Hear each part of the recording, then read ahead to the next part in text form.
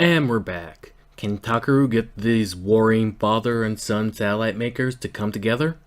Will this please Ryoma despite it having nothing to do with democracy? What is Prince Daijob's plan?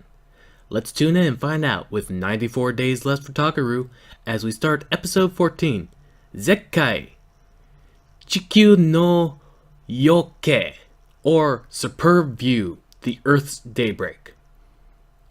We open at the temple, Akari showing the spread of the Yuri Ganma's influence over electronics and networks. However, showing some smarts, Onari and Akari tell Takaru to focus on pleasing Ryoma's icon, and not wildly running about trying to stop the Ganma he can't find. Takaru, not sure how fathers and sons work normally, instead asked about the past brought up when talking with the father. The possessed man reveals that his brother had died some years ago while working on a project with their father. Oh, not by the project itself. After an argument, the brother ran out and got hit by a car. And that's why their dad no longer works on satellites. Well, I'm stumped. Back at the temple, Akari has noticed some strange radio waves right before the field of influence expanded, and Onari and Shibuya head out to investigate.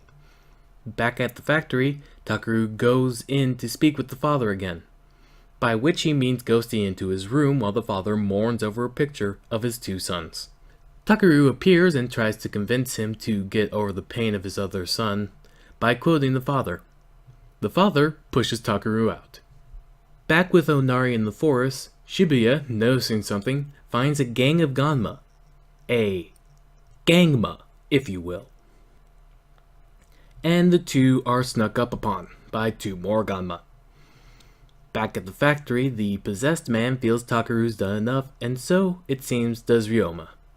Takaru then gets a call from Shibuya and Onari being chased by Ganma.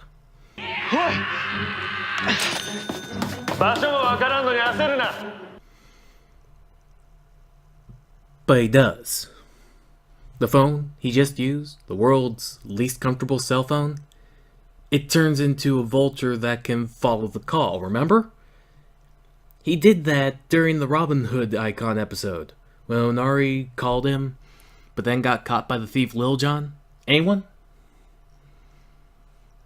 However, Spectre shows up to help Onari and Shibu, calling Takaru so he can focus on his job. Spectre easily wipes out the Ganma grunts. Gruntmas, if you will, as Takaru drags the son to the father to get them to talk to each other. For what? You weren't the cause of his death, nor was your work. Yes, you disagreeing and getting into arguments with him is what made the son storm out and get hit by a car, but that's the thing. He was hit by a car, an uninvolved third person. This isn't how these stories work. I get regretting getting into arguments and blaming that for the son's death, but the way you're acting, it's as if the satellite fell on him.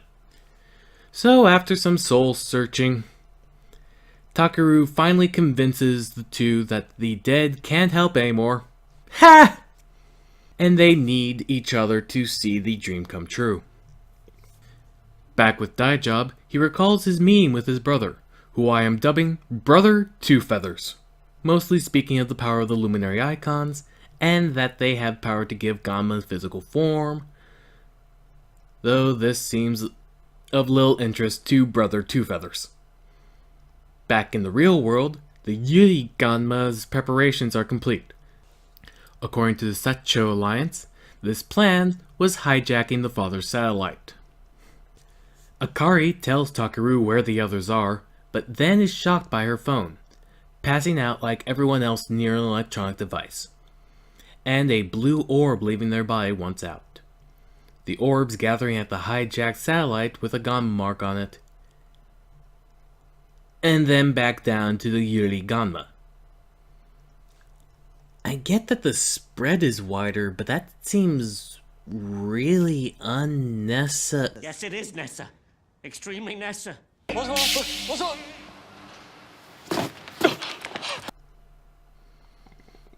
Play the audio back. Wow. I thought my audio editing was haphazard. Grabbing the blue ball, Takaru learns that it's their souls. Well, that's grim. Takaru heads off along with the father and son to the satellite control center, and is approached by the Yuri Ganma. Takaru makes a big speech about wanting to protect everyone's lives as well as their dreams, and his own soul icon begins to glow, as does the possessed son. Pleased with Takaru's growth, I guess, the Ryoma icon leaves the sun, allowing the others to deal with the satellite, and Takaru and Spectre to deal with the Ganma. Appearing in the middle of the fight is Prince Daijab, who attacks Spectre. Spectre is not doing that well against Daijab, likely in part because he does not want to attack. Spectre takes out one of the icons we haven't seen him used, however, it does not react. Likely waiting for him to get an upgrade form as well, who knows. Meanwhile, the father and son are able to shut off the satellite's connection, which removes the Ganma mark from it and releases their control from it. With this inspiring him, Takaru takes out his newly acquired Ryoma icon, transforming him into his Ryoma form. And yes, I do extend these parts in order to give the transformation time to play out. This new form seems rather powerful. The Yuri Ganma decides to take the satellite back himself, by which he means space. Thankfully, it seems Captain Ghost can go into space, and Takaru remembers that he's already dead.